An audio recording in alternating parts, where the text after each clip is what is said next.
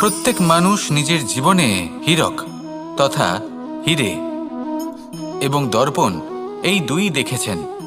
এই দুই হলো সাদা এবং এরা দুজনেই আলোর প্রতিফলন ঘটায় এবং এরা দুজনেই উজ্জ্বল হয়ে ওঠে। আপনি হয়তো মনে মনে ভাবছেন যে এটা কি ধরনের তুলনা করছি। একটা হিরে তো রত্ন, তার মূল্য দর্পণের থেকে অনেক গুণ বেশি। কিন্তু হিরে থাকাতে দর্পণের মূল্য কিন্তু কোনো অংশে কমে যায় না, তাই না? মানুষ যখন হিরে নিজের হাতে নেয় তখন সবার আগে কি খোঁজে? দর্পণ, যাতে তার মধ্যে দিয়ে দেখে সে বুঝতে পারে যে সেই হিরে আদৌ তার শোভাবর্ধন করছে কিনা, তাকে ভালো দেখাচ্ছে কিনা, প্রসাধনের জন্য সেটা ব্যবহার করা ঠিক হবে কিনা। অর্থাৎ হীরের উপস্থিতিতে দর্পণের গুরুত্ব কম হলো না। নমস্কার শ্রোতা বন্ধুরা, মুন ব্লগে আপনাদের সকলকে অভিনন্দন জানাই। আজকের ভিডিওটি অবশ্যই মনোযোগ সহকারে দেখবেন। আশা করছি আপনাদের জীবনে সাফল্য এনে দিতে সাহায্য করবে। যদি ভালো লাগে একটি লাইক, শেয়ার আর কমেন্ট করবেন। কমেন্টে লিখবেন জয় শ্রীকৃষ্ণ। চলুন মূল প্রসঙ্গে যাওয়া যাক। আজ আমি আপনাদের একটা কাহিনী শোনাবো। এটা হলো একটা বিশাল আকার বটগাছের এবং একটি নিম গাছের গল্প। এই নিম গাছটা সেই বটগাছের কাছেই অবস্থিত ছিল। একদিন কয়েকজন কাঠুরে বনে প্রবেশ করলেন। তাদের দেখে এই নিম গাছ খুব ভয়ভীত হয়ে পড়ল ও সেই বটগাছের কাছে সাহায্য চাইল। বলল যে, হে বটগাছ, আমাকে সাহায্য করুন, আপনার এই শাখা প্রশাখা দ্বারা আমাকে ঢেকে রাখুন, যাতে এই কাঠুরেরা আমাকে দেখতে না পান আর আমি বেঁচে যাই। কিন্তু সেই বটগাছ ছিল অসম্ভব অহংকারী। নিজের অহংকারে সে মত্ত হয়েছিল। সে না ওকে উত্তর দিল আর না ওকে সাহায্য করল। সেই কাঠুরেগণ এলেন, নিম গাছটা কাটলেন আর চলে গেলেন। কিছুদিন পরে আবার সেই কাঠুরেগণ সেই বনে এলেন আর এইবার তাদের কুঠার দ্বারা বটগাছে আঘাত করতে শুরু করলেন। এই প্রহার সহ্য করতে করতে বটগাছটি দেখল ও বুঝতে পারল যে সেই কুঠারগুলি নির্মিত হয়েছে সেই নিম গাছের ডাল দিয়েই। এবার এই ভুলটাই বেশিরভাগ মানুষই করে বসেন, বিশেষ করে তখন যখন তার কাছে শক্তি থাকে, সাফল্য আসে। নিজের অহংকারে মত্ত হয়ে দুর্বল ব্যক্তিকে আঘাত করে, তাদের কষ্ট দেয়। কখনো এটা ভাবে না যে ভবিষ্যতে এরাই তাদের পতনের কারণ হতে পারে। তাই যদি আপনার কাছে শক্তি থাকে আর আপনি সাফল্য লাভ করতে থাকেন, তাহলে নিজেকে শান্ত করুন এবং এই অহংকারকে ত্যাগ করুন। যদি কেউ দুর্বল হয় তাহলে তাকে আঘাত করবেন না, তাকে কষ্ট দেবেন না, বরং তাকে সাহায্য করুন, পারলে তাকে রক্ষা করুন। আসুন আর আমার সাথে ভালোবেসে বলুন, রাধা রাধা।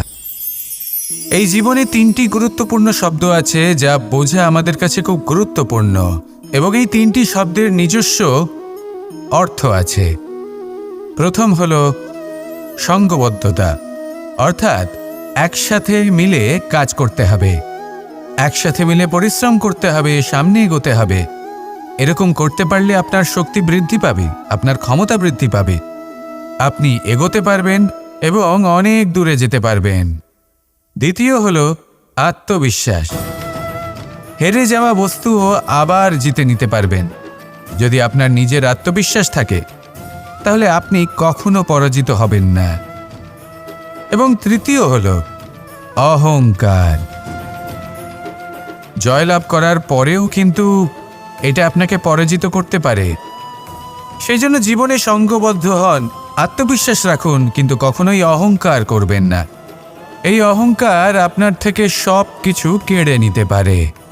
এই অহংকারের জন্যই মথুরাপতি কংস নিজের পতনের দিকে অগ্রসর হয়েছিলেন।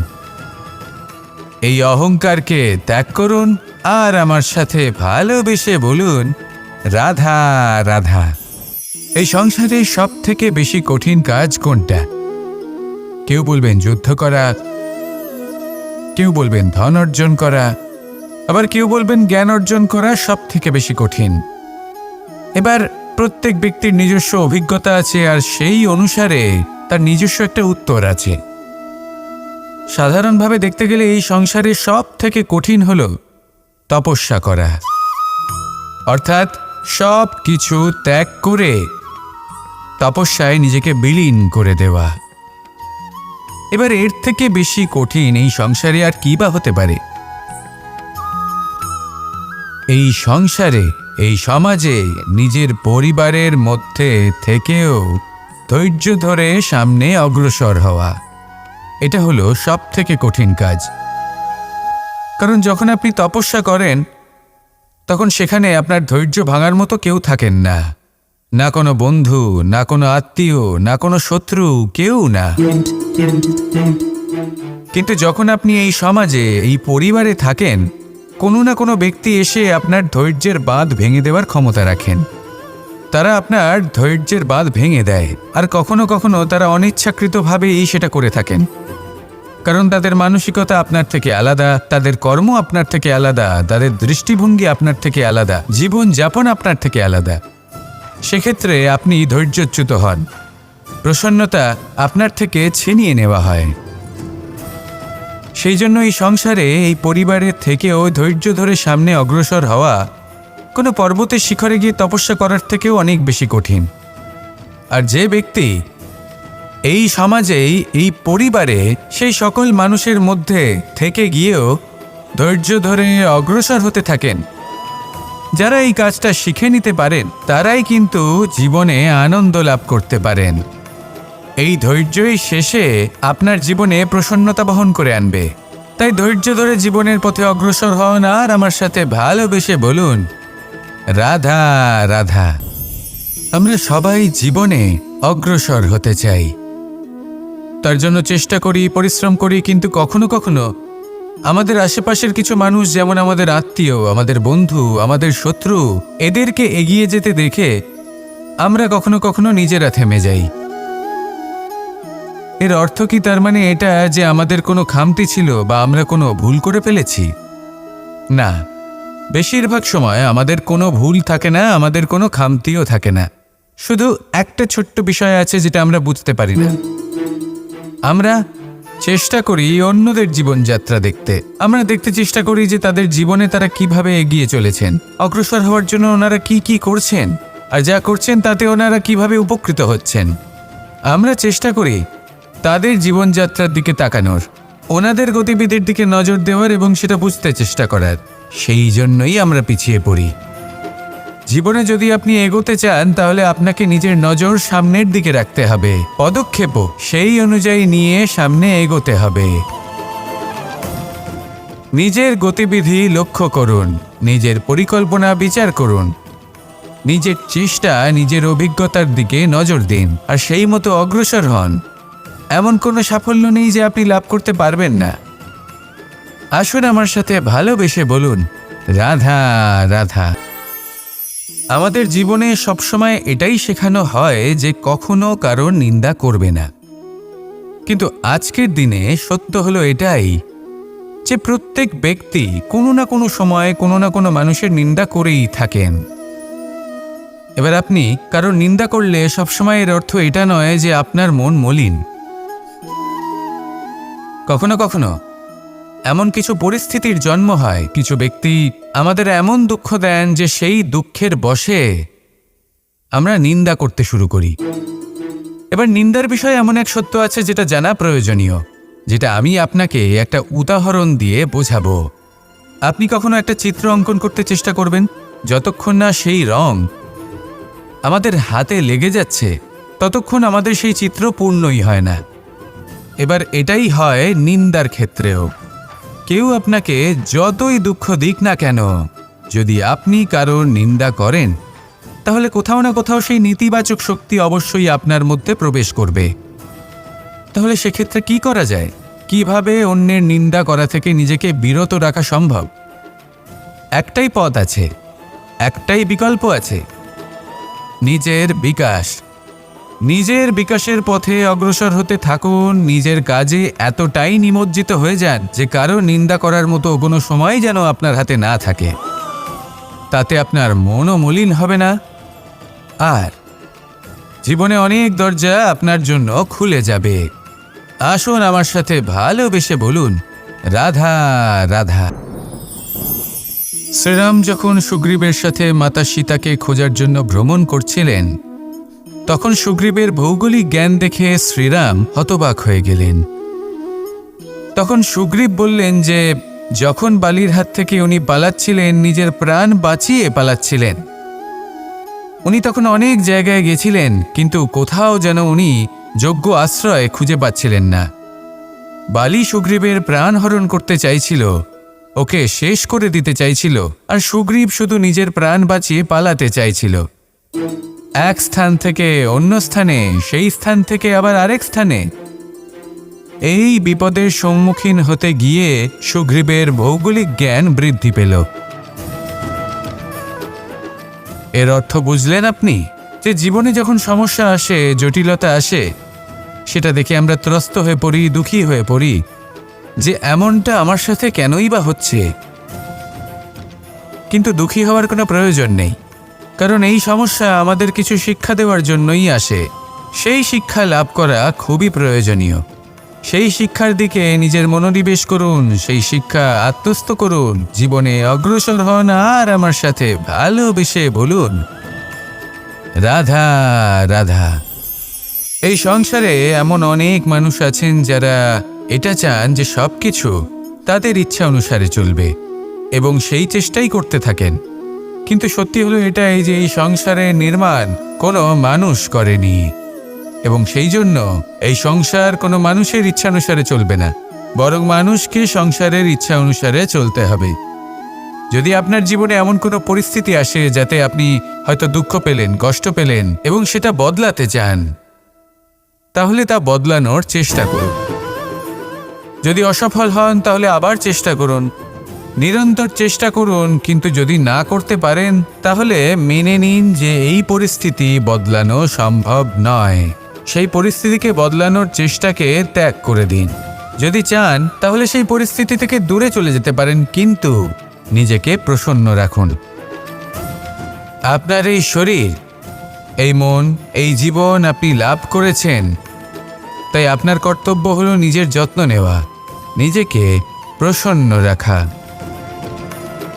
আপনি যদি নিজেকে প্রসন্ন রাখেন তাহলেই এই সংসারকে আপনি প্রসন্ন রাখতে চেষ্টা করতে পারবেন। তাহলে প্রসন্ন থাকুন, আর মনে এই প্রসন্নতা নিয়ে বলুন, রাধা রাধা। এই হাঁড়িটাকে দেখুন, এই হাঁড়িটা মাটি দ্বারা নির্মিত, আর এই বস্তুটি আমার খুবই প্রিয়। ছোটবেলায় মা এই হাঁড়িতেই মাখন বানিয়ে রাখতেন, কিন্তু যেই আমি সুযোগ পেতাম আমি সেই হাঁড়ি ভেঙে সমস্ত মাখন খেয়ে ফেলতাম। কিন্তু আমার মনে হয় একটা বিশেষ ব্যাপার আছে, যখনই এটার মধ্যে মাখন রাখা হতো তখন মাখন ঠান্ডা হয়ে যেত। আর আমি ভাবতাম এটা কিভাবে সম্ভব হতে পারে, যেখানে এটা নিজেই নির্মিত হয়েছে আগুনে তপ্ত হয়ে। এটা নির্মিত হয়েছে এইভাবেই, কিন্তু এর ভেতরে সবই শীতল থাকে। এটা কিভাবে সম্ভব? এটা এই কারণে সম্ভব কারণ এই হাঁড়ি এমন কিছু জানে যেটা জানা আমাদের জন্য খুব প্রয়োজনীয়। যার জন্ম হয়েছে মাটি থেকে, যার ভবিষ্যৎ হলো মাটি, আর ভেঙে যাওয়ার পরে যা কি সেই মাটিতেই মিশে যেতে হবে, তার নিজের অন্তরে অহংবোধের উত্তাপ ধরে রেখে কি লাভ? এটাই হলো জীবনের একটি সার কথা, যেটা আমাদের সকলকে বুঝতেই হবে, শিখতে হবে, যাপন করতে হবে। আর যখন আপনি উপলব্ধি করবেন যে আপনি নশ্বর, যখন উপলব্ধি করবেন যে আপনার জন্মের আগেও আপনার কোনো অস্তিত্ব ছিল না, আর মৃত্যুর পরেও আপনার কোনো অস্তিত্বই থাকবে না, জীবনে কোনো কিছুই আপনার ছিল না, আজও নেই, আর না ভবিষ্যতে কখনো হবে, তখন আপনা থেকেই জন্ম এবং মৃত্যুর মাঝে এই যে সময় থাকে যাকে আমরা জীবন বলি, সেটা আপনি শান্তভাবে যাপন করতে শুরু করবেন। সেই জন্য জীবনে কখনোই অহংকার করবেন না, শুধু শুরু এবং শেষের কথা মনে রাখবেন।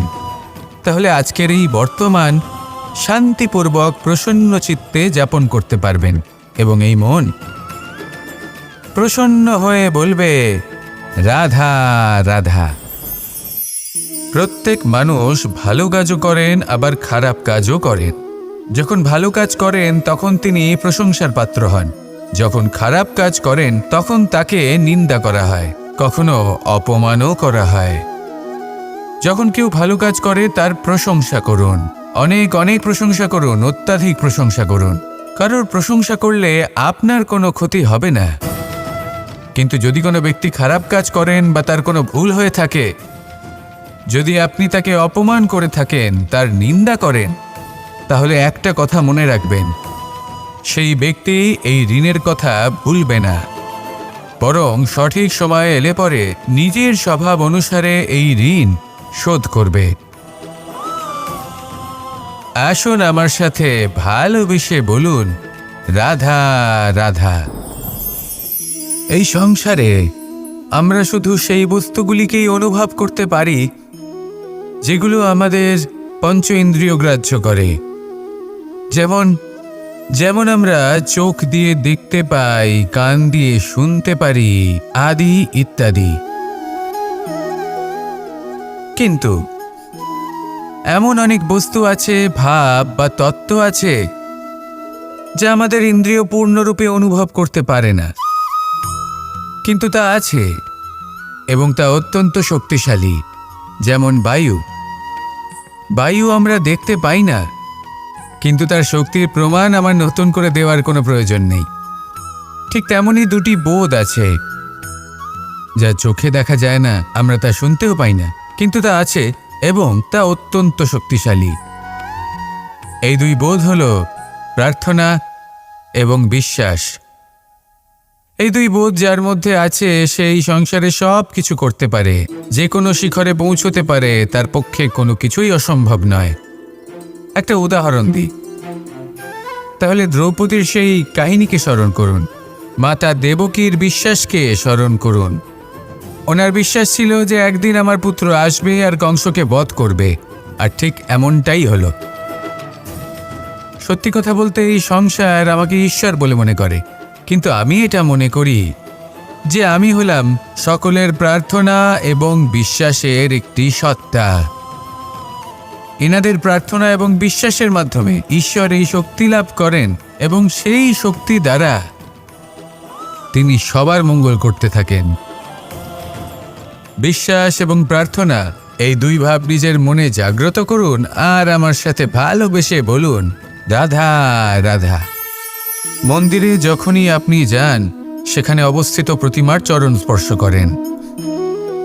যখন শিবলিঙ্গের অভিষেক করেন, তখন স্বয়ং নিজে হাতে দুধ এবং জল দিয়ে তা ধৌত করেন, তার প্রক্ষালন করেন। কিন্তু এর পেছনে কোনো অন্ধবিশ্বাস নেই। এখানে বিষয়টা হলো ঊর্জা সংক্রান্ত। যে কোনো ব্যক্তি হোক বা কোনো বস্তু, তার নিজস্ব একটি বিশেষ ঊর্জা থাকে। সেই জন্য যখনই আমরা বড়দের চরণ স্পর্শ করি, তখন সেই স্পর্শ দ্বারা সেই বিশেষ ঊর্জা আমরা নিজের অন্তরে সমাহিত করি। তাই সব সময় মনে রাখবেন, কারোর চরণ স্পর্শ করার অর্থ এটা নয় যে আপনি কারোর সামনে তুচ্ছ হয়ে যাচ্ছেন। এর অর্থ হলো এটাই যে বড় হওয়ার জন্য সেই বিশেষ ঊর্জা আপনি তার থেকে প্রাপ্ত করছেন। আর এই জীবনের আরেকটা বড় সত্য হলো এটাই যে যদি আপনি জীবনে কিছু লাভ করতে চান, তবে নতমস্তক হতে শিখুন। তা হয় সেটা পরমেশ্বরের সামনে, বা মন্দিরের প্রতিমার সামনে, বা মাতা পিতার সামনে, বা কোনো মহাপুরুষের সামনে, বা ভালোবাসার সামনে।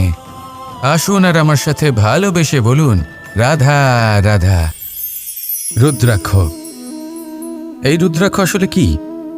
কথায় আছে যে যখন রুদ্রের চোখ থেকে অশ্রু নির্গত হয়েছিল, তখন যে স্থানে সেই চোখের জল পড়েছিল, সেই প্রত্যেকটি স্থানে একটি করে গাছের জন্ম হয়, আর সেই গাছ থেকেই আমরা রুদ্রাক্ষ লাভ করে থাকি। সেই রুদ্রাক্ষ যা নেতিবাচক শক্তির হাত থেকে আমাদের রক্ষা করে, যা আমাদের যাতনা এবং দুঃখ হরণ করে। আমার আরাধ্য মহাদেব যখন উনি হলাহল গ্রহণ করেছিলেন এই সংসারকে, এই সংসারের সব থেকে বড় বিপদের হাত থেকে রক্ষা করবেন বলে, তখন উনি সবার যন্ত্রণা হরণ করেছিলেন, সবাইকে রক্ষা করেছিলেন। আর সেই জন্য ওনার চোখের জল এতটাই শক্তিশালী যে সেটা আমাদের রক্ষা করতে পারে, যন্ত্রণা দূর করতে পারে। তাহলে এর অর্থ কি এটাই যে আমাদের সবাইকে রুদ্রাক্ষ ধারণ করতে হবে? না, সেটা তো আপনার নির্বাচন। এর দ্বারা আমরা এই শিক্ষা লাভ করি যে যখনই আপনি অশ্রুপাত করবেন এইভাবে করবেন তাতে যেন সংসারের মঙ্গল করতে পারেন।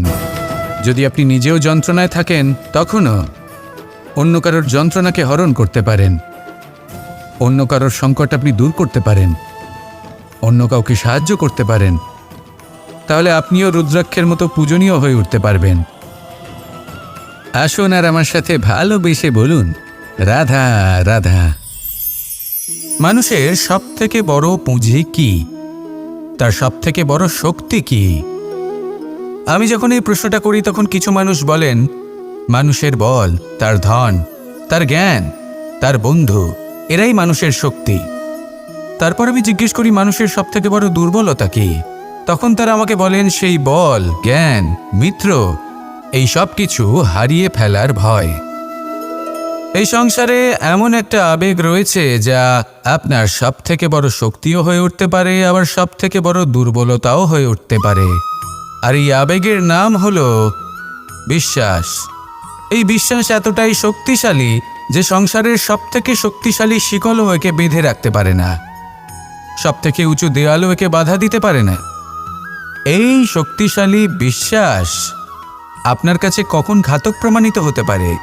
যখন আপনি অন্যের উপর আস্থা রাখেন এবং এতটাই বিশ্বাস করেন যে আপনি নিজেকে হীনমন্য করে তোলেন। আপনার জীবন শুধুই অন্যের উপর ভরসা করে নির্ভরশীল হয়ে পড়ে। বিশ্বাস অবশ্যই করুন, কিন্তু সর্বপ্রথম নিজের উপর আস্থা রাখুন। তবেই এই বিশ্বাস আপনার শক্তির বৃদ্ধি ঘটাবে। তখন এই বিশ্বাস আপনাকে বল, সম্পত্তি, জ্ঞান, বন্ধু সব কিছুই অর্জন করতে সাহায্য করবে। দেখুন, যখন কোনো ব্যক্তি পড়ে যান তখন আপনি সেই ব্যক্তিকে তখনই তুলতে পারবেন যখন সেই ব্যক্তি নিজে উঠে দাঁড়াতে সক্ষম। তাই কেউ আপনাকে যতই সাহায্য করুক না কেন, আপনি সেই কাজে তখনই সফল হতে পারবেন যখন আপনি নিজে চেষ্টা করবেন। তাহলে এটাই করুন আর আমার সাথে ভালোবেসে বলুন, রাধা রাধা। মন্দিরে যখনই কোনো ব্যক্তি গিয়ে মন্দিরের ঘণ্টা বাজান তখন সেই ধ্বনি শুনে তিনি উপলব্ধি করেন যে ওনার মন শান্ত হচ্ছে। কিন্তু যদি উনি এই ঘণ্টা না বাজান তাহলে কিন্তু কোনো স্বর উৎপন্ন হবে না। যখন সেটা স্থির থাকে তখন কোনো স্বর উৎপন্ন হয় না। যখন আমরা তাকে আন্দোলিত করি তখন তার অনুনাদ ঘটায়, ক্রমে অনুরণন ঘটে, আর তারপর এমন ধ্বনি উৎপন্ন হয় যা আমাদের আত্মা পর্যন্ত পৌঁছয় আর মনকে শান্ত করে দেয়। এর থেকে আমরা কি শিক্ষা পাই? এটাই, যদি আপনারা জীবনে আবদ্ধ তাহলে থামবেন না, স্থির হয়ে থাকবেন না, চলতে থাকুন, চেষ্টা করতে থাকুন, কখনো থামবেন না। একটা উদাহরণ দিই, কোনো ব্যক্তি পরিবারের বন্ধনে আবদ্ধ, কেউ কর্মের বন্ধনে, কেউ বা মোহর বন্ধনে। যদি আপনি আবদ্ধ থাকেন আর যদি সেই বন্ধন থেকে বেরিয়েও আসতে পারছেন না, তখনও চেষ্টা করতে থাকুন। লক্ষ্যে যদি পৌঁছতে নাও পারেন তাও চেষ্টা করতে থাকুন। কিছু না হলেও আপনি একটি মন্দিরের ঘণ্টার মতো অন্য কোনো ব্যক্তিকে তার লক্ষ্যে পৌঁছে দেওয়ার কাজটা অবশ্যই করতে পারবেন। জীবনে কিছু শুভ কাজ করতে পারেন, অন্য কারোর মঙ্গল করতে পারেন, তাকে প্রেরণা প্রদান করতে পারেন। যদি আপনি চেষ্টা চালিয়ে যান জীবনে কখনোই ব্যর্থ হবেন না। তাহলে এভাবেই চেষ্টা করতে থাকুন আর আমার সাথে ভালোবেসে বলুন, রাধা রাধা। যখনই আমরা মহাদেবের কথা স্মরণ করি বা ওনাকে পুজো করি তখন আমরা বলে থাকি হর হর মহাদেব। কিন্তু এই গৌরব আরেকজন দেবীও লাভ করেছেন, দেবী গঙ্গা। যখন আমরা গঙ্গা নদীতে প্রবেশ করি সেই জলকে হাতে নিয়ে আমরা বলি হর হর গঙ্গা। ভেবে দেখুন, ভারতে এবং এই সংসারে এত সংখ্যক নদী রয়েছে, কিন্তু এই গৌরব, এই সম্মান, এই মহানুভবতা শুধুমাত্র দেবী গঙ্গাই লাভ করেছেন। এমন কেন? কারণ দেবী গঙ্গা যে স্থান থেকে প্রবাহিত হতে শুরু করেন সেই স্থান থেকেই এই সংসারের সিঞ্চন শুরু হয়ে থাকে। নিজের সঞ্জীবনী শক্তি দ্বারা উনি এই সংসারের মঙ্গল করেন। মানুষের অন্তরের সেই পাপ, নেতিবাচক বোধ, সেই মালিন্য উনি নিজের অন্তরে সমাহিত করেন, সেই মানুষের শুদ্ধিকরণ করেন, আর তার বদলে কিছুই চান না। ঠিক সেভাবেই আমাদের জীবনে এমন কিছু মানুষ আছেন, যদি আমরা তাদের সাহায্য করতে পারি, বিপদ থেকে বেরিয়ে আসার জন্য তাদের প্রেরণা যোগাতে পারি, ওনাদের শক্তি প্রদান করতে পারি, ওনাদের দুঃখ ও যন্ত্রণা আমরা হরণ করতে পারি, আর তার বদলে কিছুই না চাই, তাহলে আমরাও মহান হওয়ার পথে অগ্রসর হয়ে যেতে পারি। হয়তো সেই দিন সকলে আমাদের জয় জয়কার নাও করতে পারেন, কিন্তু সেই দিন আমরা হর হর মহাদেব, হর হর গঙ্গা এই দুই কথার সার অবশ্যই বুঝতে পারবো। আসুন আর আমার সাথে ভালোবেসে বলুন, রাধা রাধা। রাজা দশরথ ছিলেন রঘুকুলের অত্যন্ত শ্রেষ্ঠ রাজা, কিন্তু একটা সমস্যা ছিল। অনেক অনেক চেষ্টা সত্ত্বেও, পুজো অর্চনা করা সত্ত্বেও ওনার কিছুতেই সন্তান লাভ হচ্ছিল না। প্রজারা চিন্তিত ছিলেন যে এর পরে কি হবে, এই রঘুবংশকে কে এগিয়ে নিয়ে যাবে। কিন্তু রাজা দশরথ এই চিন্তা থেকে মুক্ত ছিলেন, কারণ ওনার শ্রবণ কুমারের অন্ধ মাতা পিতার দেওয়া সেই অভিশাপের কথা মনে ছিল। যখন ভুলবশত রাজা দশরথের বাণ দ্বারা শ্রবণ কুমারের মৃত্যু হয়, তখন শ্রবণ কুমারের মাতা পিতা রাজা দশরথকে অভিশাপ দিয়েছিলেন যে তুমিও নিজেই এইভাবে নিজের সন্তানের বিয়োগে, দুঃখে, যন্ত্রণায় কাতর হয়ে মৃত্যু লাভ করবে। এটা ওনার মনে ছিল। উনি মনে করতেন যে এই অভিশাপ যখন উনি পেয়েছেন তখন তো অবশ্যই ফলবে। আমি আমার সন্তান বিয়োগে মৃত্যু লাভ করব, এর অর্থ হলো এটাই যে আমার সন্তান প্রাপ্তি হবে। সেই অভিশাপই ওনার জীবনে বরদান রূপে ফিরে এলো। যখন সঠিক সময় এলো তখন উনি 4 পুত্র লাভ করলেন, আর তারপর কি হলো সেটা আমরা সকলে জানি। এবার এর থেকে আমরা কি শিক্ষা লাভ করলাম? যে জীবনে এই সমস্যা, এই সংকট বা কঠিন পরিস্থিতি এসব তো আসতেই থাকবে। নিয়তিকে আমরা পাল্টে ফেলতে পারবো না, যেটা হবার সেটা অবশ্যই হবে।